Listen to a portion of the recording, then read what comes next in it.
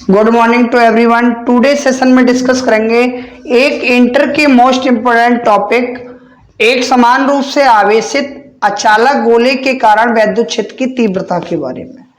ये टॉपिक जो है हमारा इंटर बोर्ड एग्जाम की दृष्टि से बहुत अच्छा है। पिछले साल भी ये कई सेटों में आया था और सबसे अच्छी बात यह है कि इसमें हमारा 5 नंबर का क्वेश्चन बनता है।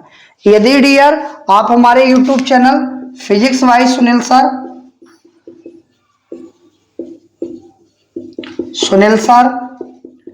के न्यू व्यूअर्स हैं तो कृपया चैनल को सब्सक्राइब करें और बेल आइकन को दबाएं और मित्रों के साथ शेयर भी किया करो। इससे क्या होता है, बेल आइकन को दबाने से आने वाली वीडियो का नोटिफिकेशन भविष्य में सबसे पहले आपके पास पहुंचता है। अब आते हैं अपने टॉपिक पर बगैर समय गवाए, और हाथ के हाथ आप लिखा जरूर करो, चाहे वीडियो आपको रोकनी पड़ जाए। इसमें लिखेंगे एक समान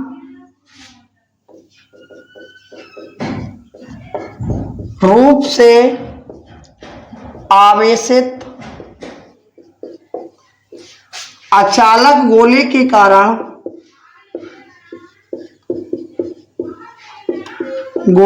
कारण वैद्युत क्षेत्र की तीव्रता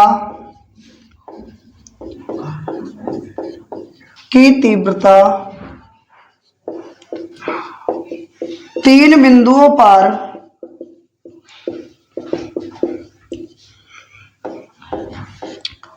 प्राप्त होती है। जैसे कि मैंने डायग्राम में बना रखा है, ये तो आवेशित गोलीय कोश का पृष्ठ हो गया, ये बाह्य बिंदु और ये आंतरिक बिंदु। सबसे पहले लिखेंगे बाह्य बिंदु पर,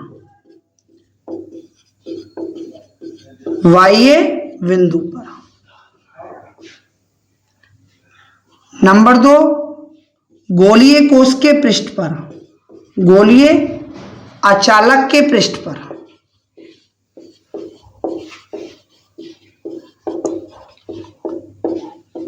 नंबर 3 आंतरिक बिंदु पर।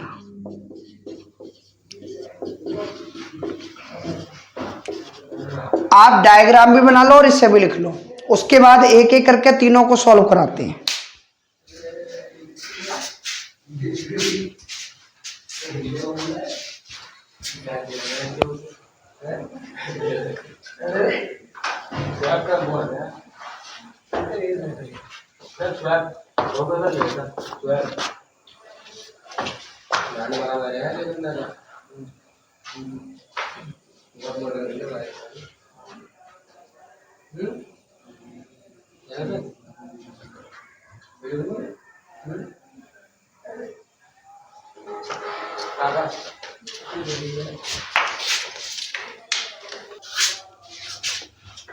सही है भाई।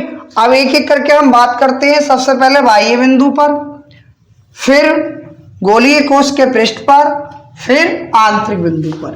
ये क्वेश्चन हमारा पिछले अनसोल्ड पेपर में देखो आप 5 नंबर में आया हुआ क्वेश्चन है। सबसे पहले हम क्या निकालते हैं, बाह्य बिंदु पर।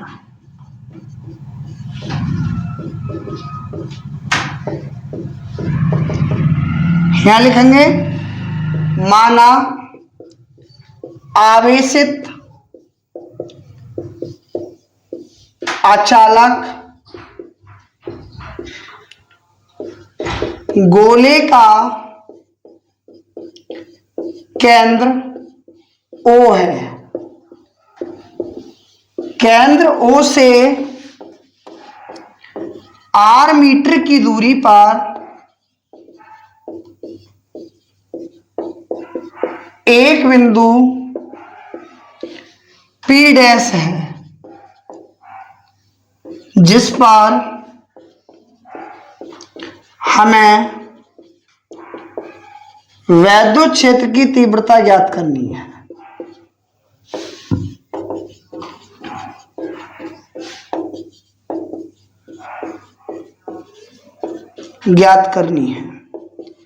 बिंदु P डैश से होकर गुजरने वाला वैद्युत फ्लक्स सही भाई। हमने इसमें लिखा है माना आवेशित गोलीय कोश का केंद्र O है, केंद्र O से कैपिटल R मीटर की दूरी पर एक बिंदु P डैश है जिस पर हमें वैद्युत क्षेत्र की तीव्रता ज्ञात करनी है। आप लिखेंगे बिंदु P डैश से होकर गुजरने वाला वैद्युत फ्लक्स। और वैद्युत फ्लक्स क्या होता है हमारा, वो होता है फाई E इक्वल टू समाकलन E डॉट डी। इसका स्क्रीनशॉट ले लिया होगा, अब आगे से ऊपर से मिटा देते हैं इसे।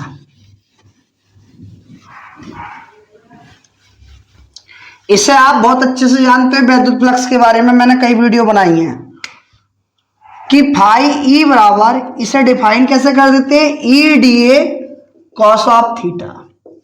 अब E और A दोनों एक ही डायरेक्शन में है तो थीटा की वैल्यू कितनी हो जाएगी, 0। फाई E इक्वल टू समाकलन ई डी ए कॉस 0, और कॉस 0 का मान क्या होता है, 1। यही आ जाएगा फाई E इक्वल टू ई समाकलन डी ए। समीकरण मान लेंगे 1 और यहां लिखेंगे हम वी नो दैट। आप जानते हो फाई E की वैल्यू क्या होती है, Q अपॉन एप्सिलॉन नॉट। ये क्या है, गोलीय पृष्ठ का एरिया नहीं, सरफेस का एरिया, और वो क्या होता है 4 पाई त्रिज्या का स्क्वायर। त्रिज्या कितनी है, r। तो ये दोनों मान यहां लगाओगे तो ये जाएगा Q upon epsilon not equal E 4 pi r square, और गुणा की चीज बटे में, इसे सारे को इधर भेज दो तो ये आ जाएगा 4 पाई r square into epsilon not.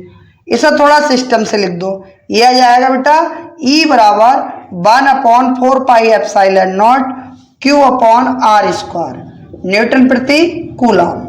ये कहां पर आई है हमारी तीव्रता, बाह्य बिंदु पर, जिसकी त्रिज्या कितनी है, कैपिटल R। अब लिखेंगे इसके आवेशित गोलीय कोश के पृष्ठ पर। ठीक है भाई, इसका स्क्रीनशॉट ले लिया, आगे बढ़ाएं।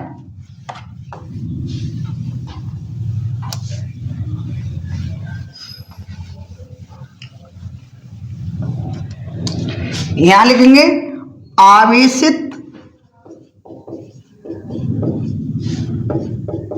गोलीय कोश के, गोलीय अचालक के लिख दो, अचालक के पृष्ठ पर।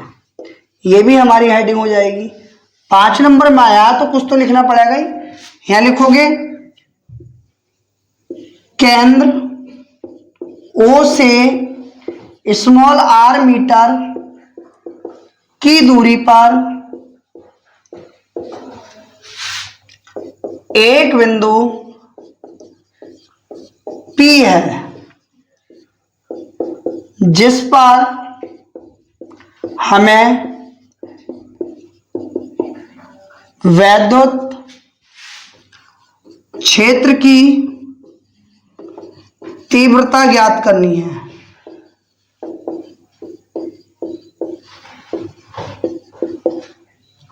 बिंदु P से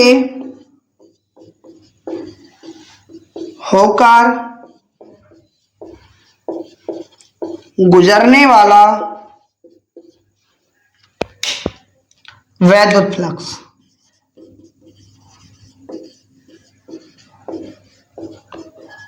और वैद्युत फ्लक्स बिंदु P यानी यहां से कितना गुजरेगा हमारा, phi E equal integration E dot D A. यहां तक आप उतारो, इसका स्क्रीनशॉट लो या उतारो, जैसा भी करना है।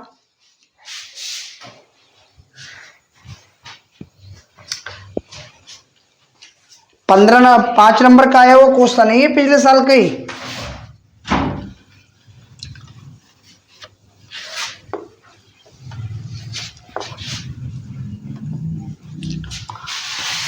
इसके आगे आप ए डॉट बी के अकॉर्डिंग इसको खोल दोगे, ए बी कॉस थीटा। ये हो जाएगा फाई ई इक्वल समाकलन E D A cos of theta, और थीटा की वैल्यू बिंदु पी पर भी क्या आएगी, 0।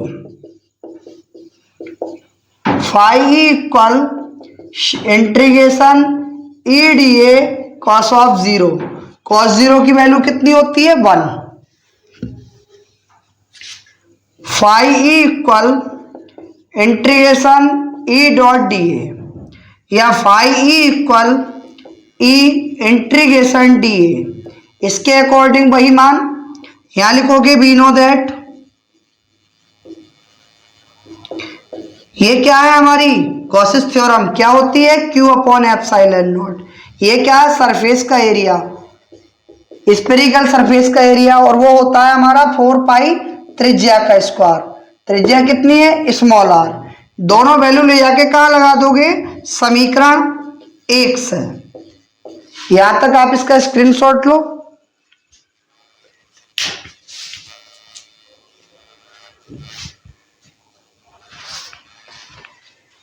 जब हम इसकी वैल्यू समीकरण 1 में पुट करते हैं तो ये आ जाएगा हमारा फाई की जगह Q अपॉन एप्सिलॉन नॉट, ई इसकी जगह 4 पाई आर स्क्वायर। हमें तो देखो जी यहां से काई की वैल्यू फाइंड आउट करनी है सिर्फ ई की, तो एक तरफ हमें ई छोड़ना है।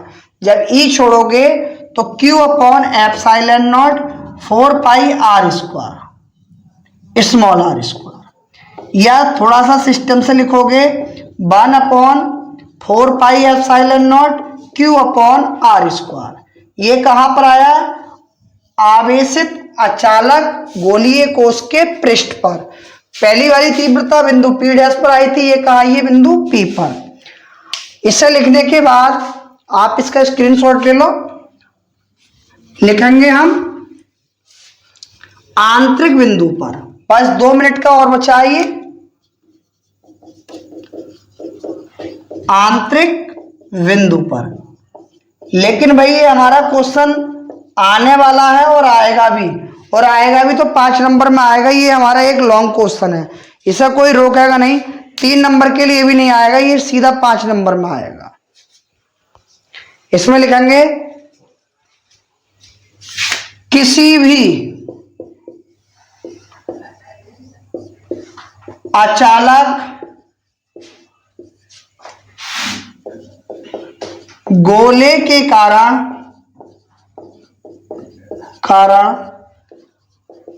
आंतरिक बिंदु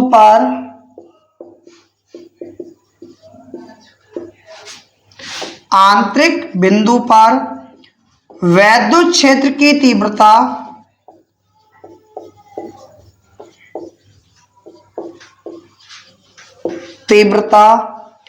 हमेशा शून्य होती है। इंटरनल पॉइंट पर जो वैद्युत क्षेत्र की तीव्रता होती है वो ऑलवेज कितनी होती है डियर स्टूडेंट, शून्य। इतना सिस्टम हमें इस क्वेश्चन के अंदर करना पड़ेगा कि इंटरनल पॉइंट पर वैद्युत क्षेत्र की तीव्रता हमें थर्ड पॉइंट पर निकालने की कोई आवश्यकता नहीं है।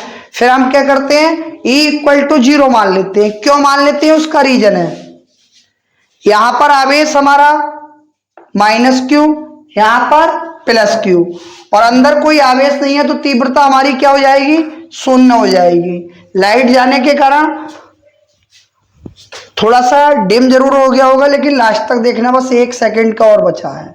इस वजह से जब अंदर कोई चार्ज नहीं है तो तीव्रता क्या हो जाएगी, शून्य हो जाएगी। यदि डियर स्टूडेंट आपको हमारी वीडियो पसंद आई हो तो चैनल को लाइक करें और मित्रों के साथ शेयर करें। Thanks for watch video.